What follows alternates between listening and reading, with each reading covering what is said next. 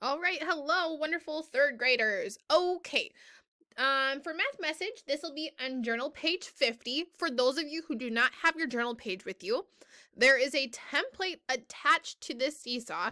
So it means you can click on it, you can write on it. So you can either pause the video and write on this, or you can take out a separate piece of paper and draw on it and send me the picture. Either one will work. Okay, so it says sharing pennies. Solve the problem below. Use drawings, numbers, and words to show your thinking. So do you have to use numbers or words to show your thinking? Yes, you have to use them. So use one of these. All right, here's our problem. Leah and Matthew are sharing 14 pennies equally. How many pennies does each child get? Well, niños and niñas, what do we know? Well, we know Leah and Matthew. Okay, so that's two people, right? That's two groups because they each get something, so that's two groups. Share 14 pennies. Oh, that means that's the pennies total. 14 pennies total, and there's two people. They share them equally. 14 is an even number, so we know that they're each going to get the same amount, the equal amount. So how many pennies does each child have? Show your work on here and then answer right here. How many pennies? So go ahead and you can either write this in your journal book or journal page if you have it, or on a separate sheet of paper so that you can send me a picture when your work's done.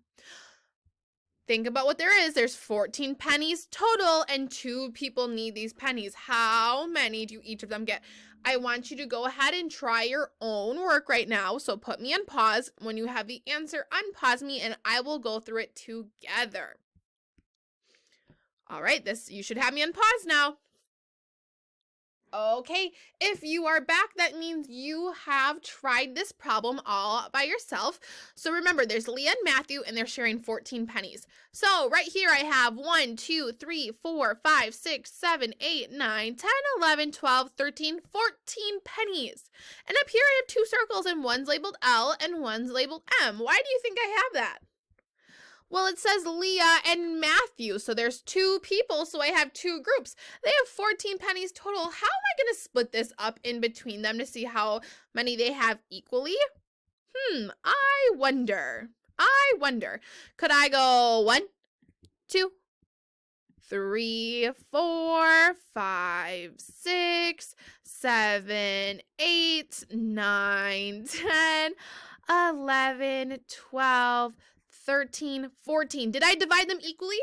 Yes, if I give 1 to each person one by one, we have 1, 2, 3, 4, 5, 6, 7. Matthew should have the same. 1, 2, 3, 4, 5, 6, 7.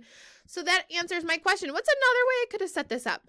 Could I have gone 1, 2, 3, 4. Oops, gotta let that one go. 4, 5, 6, 7, 8, 9, 10, 11, 12, 13, 14. Could I have done this without even drawing my circles? Because look I have one row of 7 and I have 2 rows of 7, right? So that means if these are equal on the top and equal on the bottom and I get 14, that means Leah would get 7 and Matthew would get 7. What's another way I could have done this with numbers instead of drawing these? Well, niños and niñas, I'm going to go to the other one. How many did I start with? I had 14 total, and I needed to divide them equally into 2.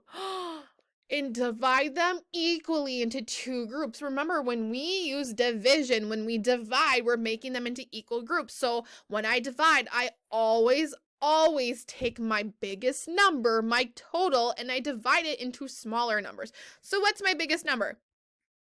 What would my biggest number be? Right, we figured out that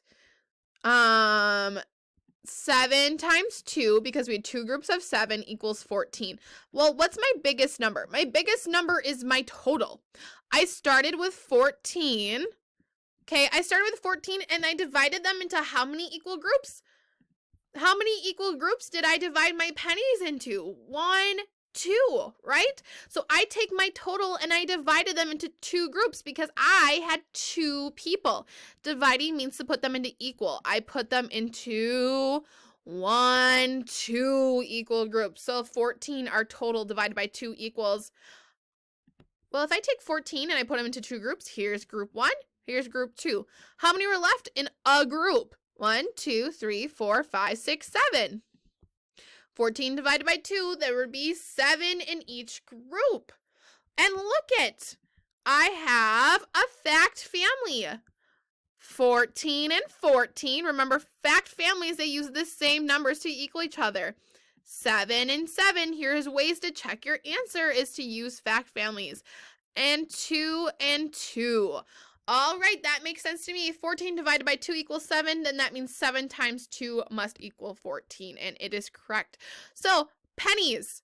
Is it asking for how many pennies total? 14? Oh, it says how many pennies does each child get, right? We already know the total. We want to know how much each Leah and Matthew get. Well, we know they each get how many? 1, 2, 3, 4, 5, 6, 7. 7 pennies. Okay, either make sure all of this is written down on your piece of paper or in your math journal and send a picture to me or your teacher and head on over to the next video.